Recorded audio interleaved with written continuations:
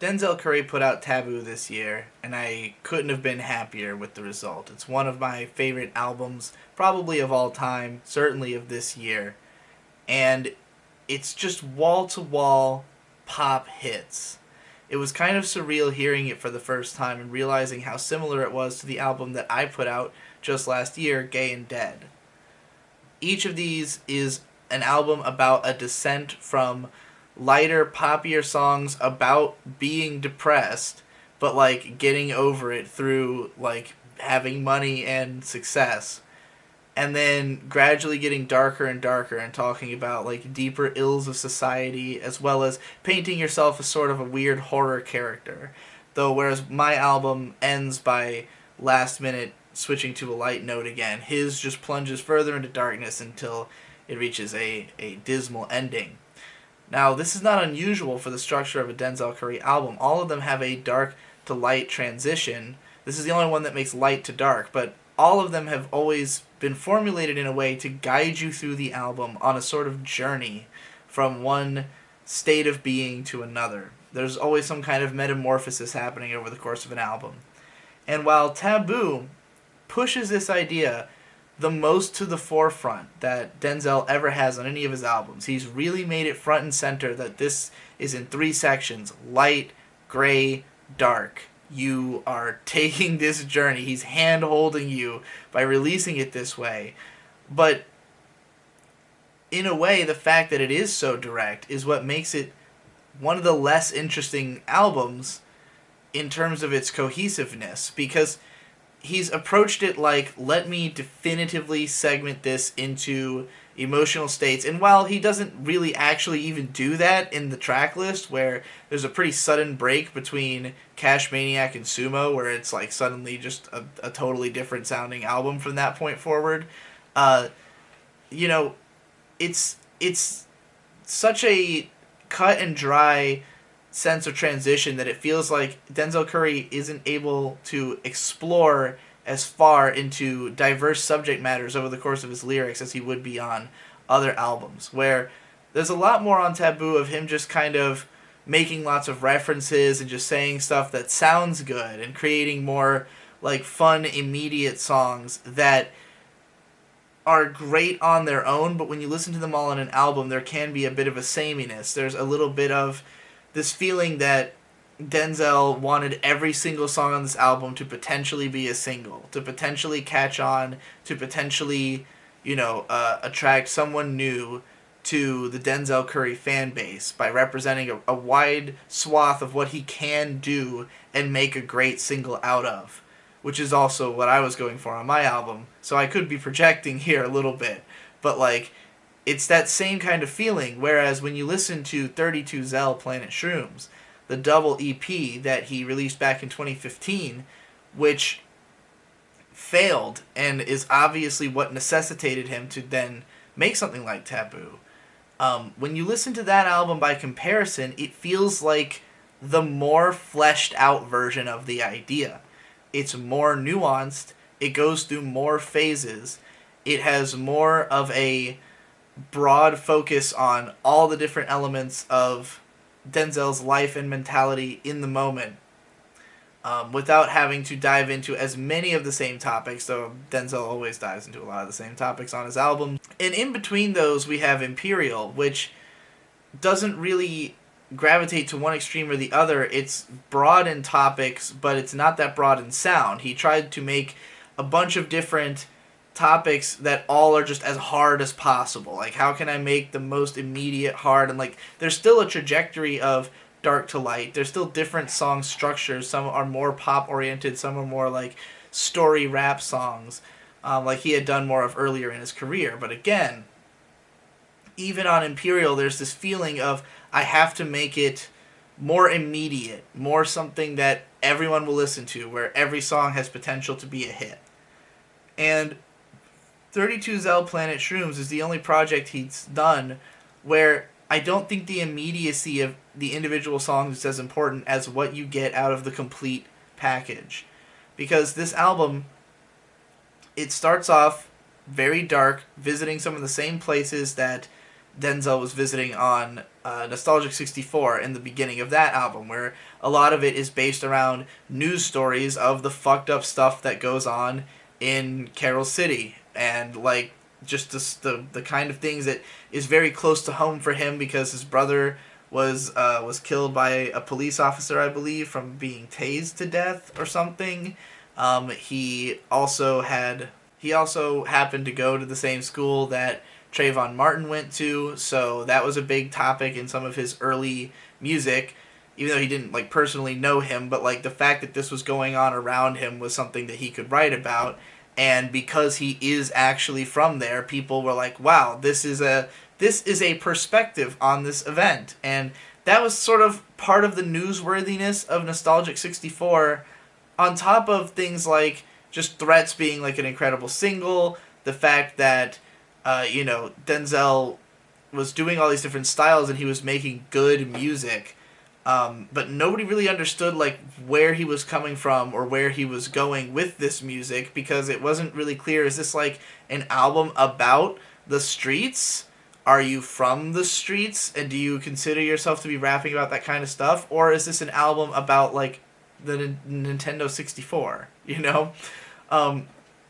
and the reality is that it's really more of an album about the Nintendo 64. Because Denzel Curry is from a dark place, but like he is a nerdcore rapper. He is somebody who is like insanely talented, who grew up doing nothing but rapping, who can freestyle like off the top of his head, like when he was 16, like better than most people can write a rap. And he's got like a huge knowledge of hip hop history. He spent a lot of time listening to like sort of out there artists like 3 6 Mafia and Outkast. Like those are his favorite rappers. And like he has an appreciation for all the other classic stuff, but like, if you ask him what are his favorite rappers, he's going to tell you Outkast and 3 6 Mafia, who were both only really big in the 90s. And so he's like, super nostalgic about this shit. Well, I guess they were also big in the early 2000s, but particularly Outkast. But he found out about 666 when he was in high school and just kind of downloaded their whole discography and then listened to it obsessively. And part of that is because of the Raider Clan, which was this group of internet rappers who were all listening to a lot of 3 6 Mafia and trying to revive their sound in the internet age, essentially. So that's where Denzel Curry comes from. But a lot of the people who were covering him over the years didn't really know that much of his background. Like, he wasn't famous when he was in the Raider Clan. He was just a member of the Raider Clan, which itself was a somewhat noteworthy entity in the internet community because of the fact that Space Ghost Perp, who was the leader of the Raider Clan, was like kind of big in an internet kind of way. He had a lot of social media pull, and so anyone involved with Raider Clan was seen as somebody like worth talking about. And Denzel Curry was clearly talented because he was putting together his own mixtapes like every year or so, and just like throwing on everybody in the clan and writing really great rhymes and being over some fun beats, and like they're pretty enjoyable albums. Like his first 4 albums before he even made his first 4 mixtapes rather, they're all solid listens, and they're all like super weird and super internet core, and like definitely not the kind of shit that anyone in the mainstream would be listening to. You get to Nostalgic 64, and it's like he's put this mainstream slant on his music, but all that Raider Clan influence is still there. The collaborators are still there. The people who he knows from that clique are still in the album. And it still, like, logically makes sense as a next step forward for his sound. It's not like he just suddenly started doing pop music or something. But the way that he's evolved is that he's continually tried to find how to make his crazy-ass sound more palatable to more people without sacrificing the fact that it is his sound, that he's working with these people. They're just trying to mature their sound into something that can, that can reach a mainstream enough audience for him to make some money off of this venture. And, like, all he needs is a cult following. People flock to his tours. You know, I went to his show. It was sold out like months before doors. You know, in Boston, where he's not from at all. You know, everyone at the show is white and Asian kids from the local university. So, like, Denzel Curry is extremely successful on the back of what he has done here. However, I feel as though the appreciation that a lot of these new people who are getting into Denzel Curry have, or that music writers who are suddenly like, oh, Denzel Curry, we've been watching you for years, and you finally made a great album.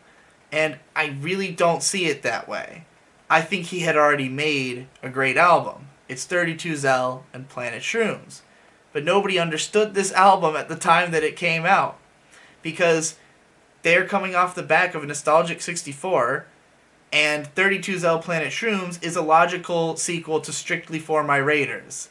It is a huge congregation of all of Denzel Curry's influences. There are songs that are literally like the concept is, what if we did a 3-6 Mafia style song over a Outkast style beat, or vice versa. There's tons of influence from weird internet music. You've got Captain C-Funk, which funk is, you know, a concept alluded to many times throughout Outkast's music. But it's a C-Punk like style song, but it's C-Funk. C-Punk is like a short-lived music genre from around this time, and the reason that Denzel Curry would know about something like C-Funk is that Denzel Curry is internet famous.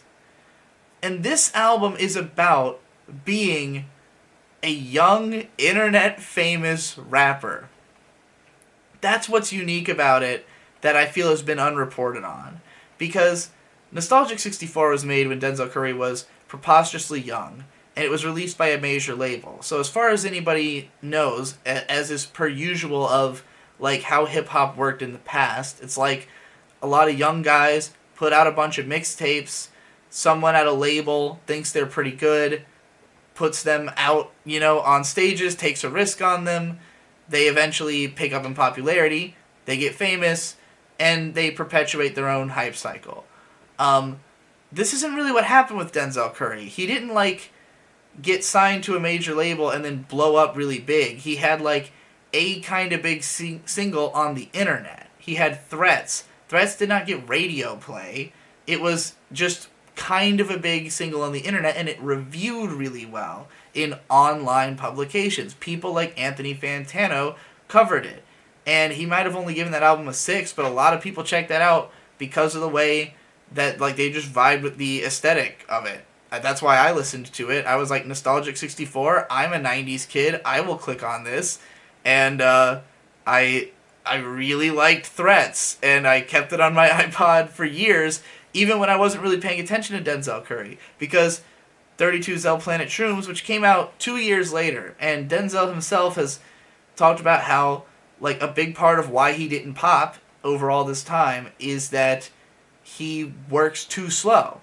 He just tries to make more, like, crafted projects. He really cares. He's like an albums guy. He cares about getting everything right and having it be like a narrative. And not to say that he was like busting ass super hard because he had a little bit of money to rest on his laurels from the success of Nostalgic 64. He had a bigger pop than all the people he was working with, but he was working less hard than any of those people. Because everyone else who's on this album was putting out album after album after album at the time, trying to crack through the internet and, like, you know, through Bandcamp and SoundCloud releases, primarily SoundCloud. All of these dudes are SoundCloud rappers. Being SoundCloud famous is being internet famous. If you can turn a profit off of your SoundCloud, you are not mainstream successful. You're not in the purview of labels necessarily unless you have a big pop hit. You know, if something catches a lot of attention online, maybe you can cross over. So Denzel, you know, by his association with Raider Clan, he's sort of crossed over, and because he has these Trayvon Martin connections and he drops a really ill single, he has reasons for people to write an article about him. So now he's, like, popular within internet music circles, but they don't really perceive him as internet famous. They perceive him as a guy who put out a mainstream album. And then, well, not a mainstream, but a guy who put out a studio album. And so when he makes 32Zell Planet Shrooms, he takes that studio backing, that studio money, the professionalism that he can afford now, and he applies it to the styles that he was doing before when it was internet meme shit. The reason it's difficult to go back to his first 4 albums is that they just sound like ass. They sound like somebody who is making their own beats by ripping random shit off of YouTube and mixing it together, and fucking random, Mortal Kombat sound effects really badly mixed into there. And, like, people like me love that shit because it's postmodern and ironic, and that's where we're from. But you listen to 32Zell Planet Shrooms, and it's like if somebody made that legit. But he's still working with the same people, the same beat producers. Like, the guy who made the beat for Threats is not like some random person who the label connected Denzel Curry with. It's fucking Ronnie J, who he lives with, who also shows up on his albums. Like, this dude works with a tight clique of people who he involves in his projects because they are extremely talented people from his area that he can, like, maintain good relationships with and create, like, a sort of universe and a vibe with these people. So a lot of them appear on Nostalgic 64 already, people who were involved with Raider Clan or who were living nearby at the time.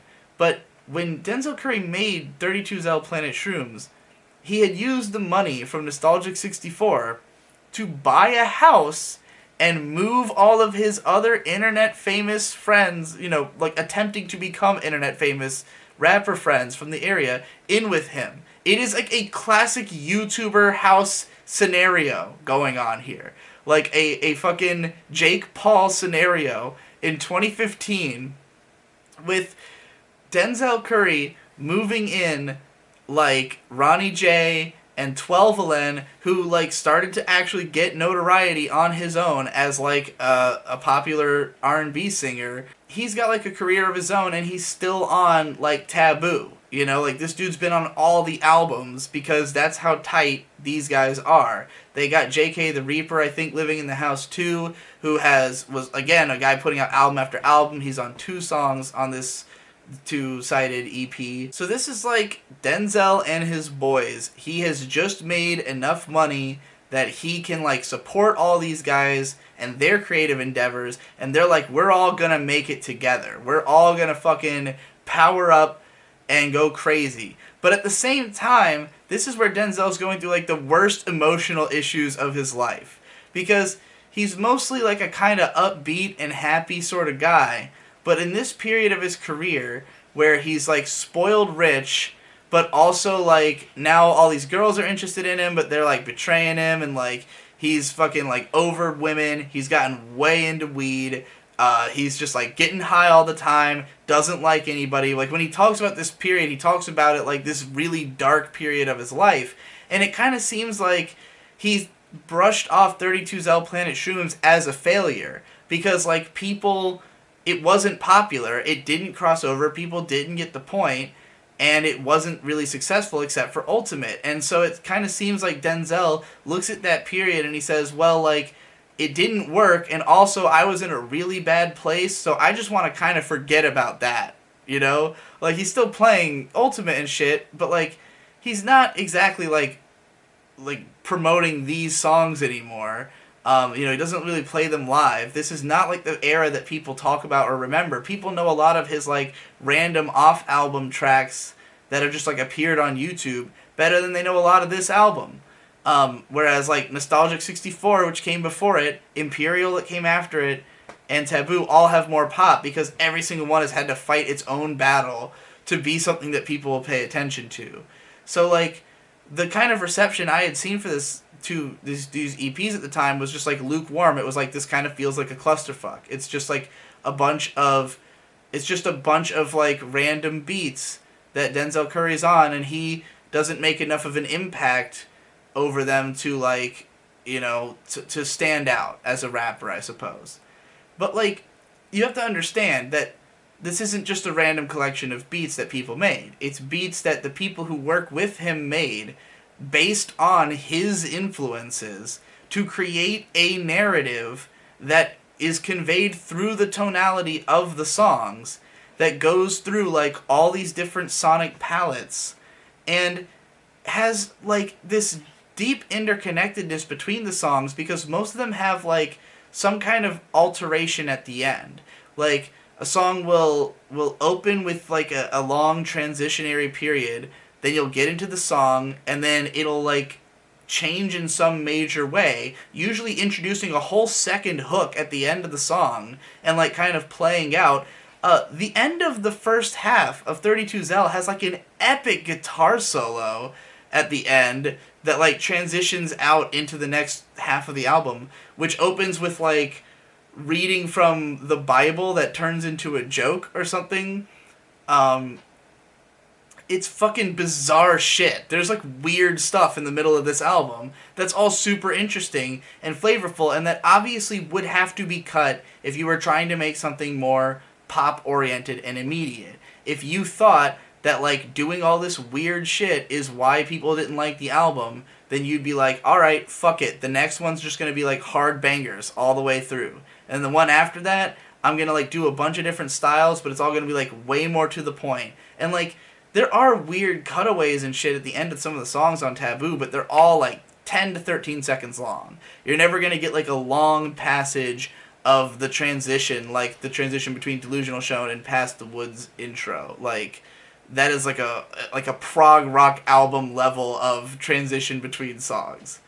And that's what I love about this album, is that it is extremely technical as rap albums go. Like, it's Denzel Curry just like blending all of these influences into something wholly unique that is about himself. Like, the opening track is literally just him describing a day in his life, but like you travel through the different states of his life into like the whole mood of that state. It's like, it's not just a guy telling you the same way about each different emotion that he has. He embodies the emotion that he's going for on the song. That's why there are so many different styles, because each song is about a different mood. When you listen to Chief Forever, it's about being pissed off at the world because of like all of the wrongness that you see in it, and they're like, it makes it so you feel that you need to smoke weed all the time to deal with this situation that you're in.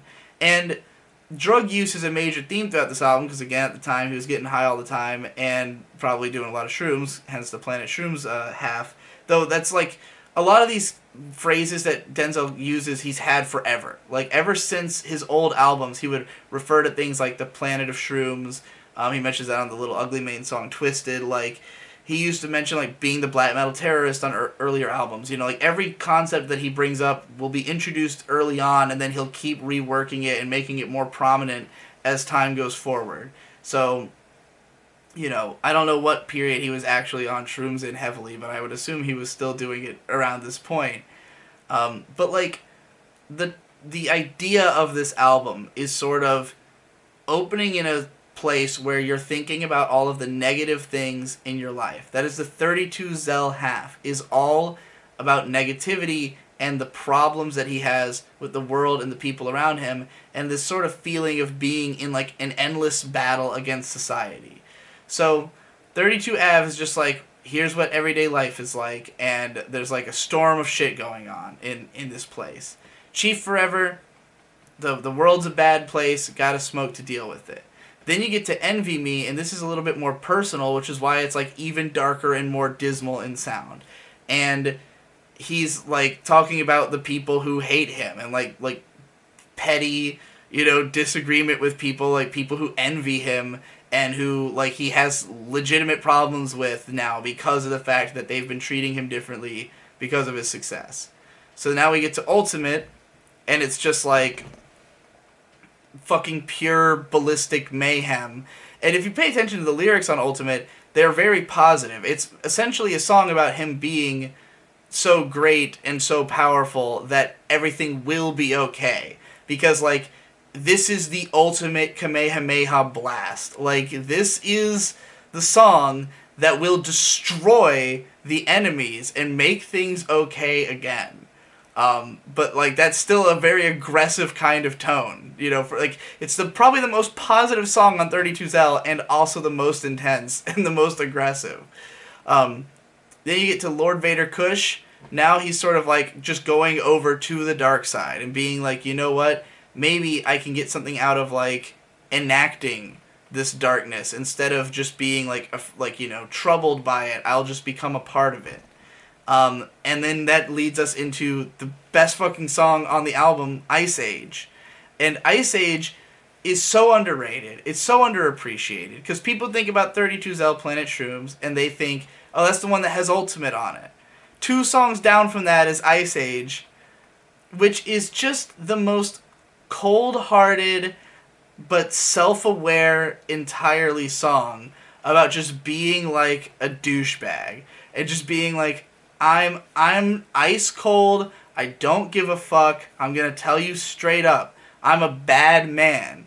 I don't care about people. I don't like people. If you wanna come anywhere near me, you better be a super freak bitch. You better be someone who is going to ride my dick, because that is the only kind of person I am accepting into my social circle at the moment. And then he involves Mike DC, whose flow is that he seems to be like a really sleazy, ironic, white nerd rapper. Like an ironic wannabe. Like he's pretending to be like some white boy who's like trying to be like overly like kingpin-ish, you know? Like he's role playing because he looks like the kind of white boy who would play this character. He is. But there's definitely a weird sense of irony in all of it, especially the way he does his album covers and like his whole aesthetic, that it's clearly like semi a joke. So he's in this song too, and the music video is hilarious, and I mean, it's very like juvenile, and I understand why some people would be put off by how juvenile this song is, but you need to appreciate that it is such a good pop song, you probably just took it seriously. And then when you think about it and you realize you're not supposed to take it seriously and it's still that good of a song, then you're like, holy shit, this might be the best song I've ever heard in my life. Because that chorus will never leave your brain once you've heard it enough times. So moving on from that, the last track on this half is Delusional Shown, and this one is still really hard and aggressive and mysterious, but it has this like weird propulsive like techno beat going on where it just makes everything sound like extra fast and hard, and then it goes into like a rocking guitar solo again before transitioning out. 12-Valen's really great on this song, and like if you actually look into what it means, because Denzel Curry is one to use lots of Florida slang and just general like, he's very into being like sort of a cult personality. Like his whole Raider Clan thing, like Raider Clan's like a bunch of internet musicians. A lot of them had not even really met each other. They just kind of collaborated. They weren't like a real like clan with like that kind of joined nature where they all know what's going on with each other. But like they played up the image of it as a group like super hard because they wanted to be the next Odd Future. And like Odd Future kind of gave them a nod, and so did A$AP Rocky, and like that's why anybody knows who Raider Clan is, because they really tried to look like one of those groups. But those are groups of guys who just like knew each other, you know, like in real life. And some of the dudes in this one did, but like, you know, Denzel Curry didn't like know Space Ghost Perp. They just like he was just an inductee into this group. So in the era of 32Zell Planet Shrooms, at this point, Raider Clan has already started falling apart. Denzel is like at odds with Space Ghost Perp because Space Ghost Perp was disrespectful towards A$AP Yams' death, and people were not happy about it. And Denzel was not happy about it. They had some diss tracks back and forth briefly. So like, you know, there's a lot of different strains of history for Denzel Curry because, again, since he did not really break through like in a big way until a little bit after this, even though he has so many different interesting aspects of his history, they're largely unreported on. This era was when he was hanging out with XXL. He lived in the fucking house. He lived in the ULT house with Denzel and all of his friends. The house where Denzel like had a manic episode and painted an entire room or something, because of his like a girl breaking up with him. This house XXL like lived in for a while, and this was before he became like a big meme and a big deal. And then it wasn't until like after he died that people started catching on that Denzel Curry like knew this guy. And so now that he's blowing up, people want to hear him talk about X, and he's like, you know, he's like a real nice guy who is obviously going to show a lot of respect for him. So like, you know, it's like a great source of questions. Just like, where were all you guys back in 2015 when all this magic was actually happening? When all these paths were actually crossing and crazy history was being made with this guy who's going to become, you know, a much bigger rapper as his career goes on. And this should have been evident to anyone paying attention who had done the research to realize that this guy was like insanely talented and been doing this for a while. You know, that he like was obviously going to go places. So 32Zell Planet Shrooms, I feel like to a lot of people came off as a confused, perhaps rushed, I don't even know. It's long as hell. It's like his longest project. I think because people thought of it as 2 EPs and like maybe thought they had to be in competition with one another, maybe it caused people to think about like which one they like better. I mean, 32Zell is darker and more driven. Planet Shrooms, the second half, is a lot more airy and trippy, as you would expect, and like makes a lot more reference to like internet genres and like beats that sound like elevated SoundCloud beats, you know? But like on this half, you get like a huge range of aesthetics that are super interesting. You know, I would say it's certainly less broad in its lyricism because there's not as much storytelling. Now it's more just kind of about being smoked out and hazed out and tripping balls on shrooms. But like the sound palette of this half of the album is extremely interesting, and it's fascinating the way that it approaches levity, in that it's not like one half of the album is dark and the other half is light, the way that like that Underachievers album was, where like this album is just like, it goes from aggressive and grim to feeling like laid back and secure. You know, it's not even like the second half of the album doesn't involve conflict. It's not like the first half of the album doesn't involve resolution, but one is more about the problems and one is more about the solutions. And it just so happens that in this stage of Denzel Curry's life, what his problems are is being surrounded by fake people and just like hating everyone and wanting to smoke a lot of pot, which is relatable to me. And like on his later albums, he's a little bit more like he's more of like, he's gotten into fitness, he stopped doing as many drugs, he sort of cleaned up his act, he's starting to get famous from like all these interviews where he just, you know, comes off as like the coolest guy. So yeah, like he's blowing up, and Taboo is a fantastic album. It's a phenomenal pop album, but it just is lacking the depth of thought that I feel like went into 32Zell Planet Shrooms. That I think Denzel tried to signpost that in releasing it as a double album. He wanted people to think there's something conceptual going on here, this is worth thinking about more, and nobody did. And then he put out Imperial, and it was like, this is not conceptual at all. It still has a dark to light transition, but it's way more tonally all over the place.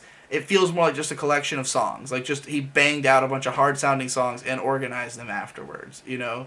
And there's a lot of phenomenal songs on it, but like it's not going to make people think about him as like an album artist. It felt like a mixtape almost. But like the songs were so hard that people started to like, it started to turn heads of critics again, and Taboo blew their heads right off, you know? But we'll talk about that we'll talk about the other eras of his career more in their own videos. I'll go into more depth about his early days as well as his later days in two separate videos. But I just wanted to address this era because 32Zell Planet Shrooms is probably the Denzel Curry album that I return to the most, because while Taboo is immediately playable, I can just throw it on over and over again.